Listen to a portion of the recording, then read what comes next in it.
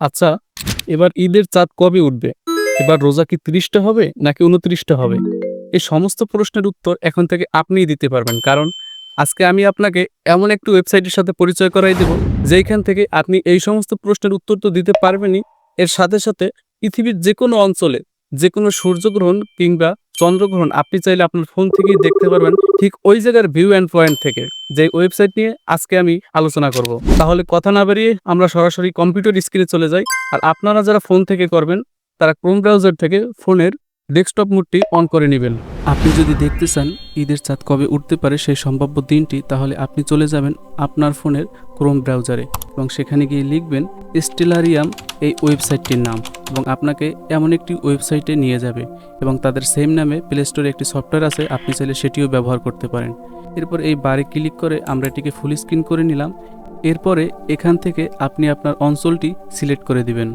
আপনার অঞ্চলটি সিলেক্ট করার পরে এরপরে ইউজ দিস লোকেশন এই অপশনটিতে একটি ক্লিক করবেন।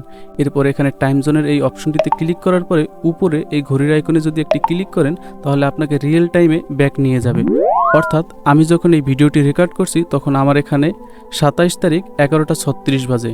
এরপরে ঈদের চাঁদ কবে উঠতে পারে সেই তারিখটি এবং সেই সময়টি এখান থেকে নির্ধারণ করে দিবেন। এরপরে এইখান থেকে আপনি চলে যাবেন দিগন্তের পশ্চিম দিকে, অর্থাৎ ওয়েস্ট দিকে। এরপরে আমরা চলে আসলাম 29 তারিখ 5টা 47 এবং এখান থেকে আমরা যদি জুম করে দেখি তাহলে দেখা যাচ্ছে চাঁদ এবং সূর্য তারা উভয় পাশাপাশি আছে, অর্থাৎ এই তারিখে চাঁদ দেখার কোনো সুযোগ নেই। এরপরে আমরা যদি পরবর্তী তারিখে চলে যাই তাহলে সেখানে দেখা যাচ্ছে সূর্য আস্তে আস্তে দিগন্তে ডুবে যাচ্ছে এবং তার উপরে চাঁদ দেখা যাচ্ছে। এখান থেকে আমরা যদি এক্সপোজারটি বন্ধ করে দেই তাহলে আমরা চাঁদকে স্পষ্টভাবে দেখতে পাবো। এবারে আমরা চাঁদটিকে জুম করে নেই, সেখানে দেখতে পাচ্ছি চাঁদের কিছুটা অংশ সূর্যের আলোয় আলোকিত হয়েছে। অর্থাৎ আমরা বলতেই পারি ঈদের চাঁদ ওঠার সম্ভাব্য তারিখ হতে পারে 30 তারিখ। তাহলে এখানে কথা থেকেই যায়, তাহলে বিজ্ঞানীরা বা চাঁদ দেখা কমিটি তারা কেন শিওর বলে না অমুক দিন চাঁদ উঠতে পারে? কারণ এখানে সূর্যের অধিক এক্সপোজারের কারণে এই চাঁদ আমাদের ভূপৃষ্ঠ থেকে দেখা যেতেও পারে, নাও যেতে পারে, যে কারণে বলা হয় চাঁদ দেখার উপরে নির্ভরশীল। এবং এই ওয়েবসাইট বা এই অ্যাপসের সবথেকে মজার যে বিষয়টি সেটি হচ্ছে পৃথিবীর যে কোনো অঞ্চলে সূর্যগ্রহণ কিংবা চন্দ্রগ্রহণ হোক, আপনি চাইলে সেটি এখান থেকে সরাসরি দেখতে পারবেন। তার জন্য এই অপশনটিতে আবার ক্লিক করবেন এবং এইখান থেকে সিলেক্ট করে দিবেন যেই অঞ্চল থেকে সূর্যগ্রহণ বা চন্দ্রগ্রহণ দেখা যাচ্ছে।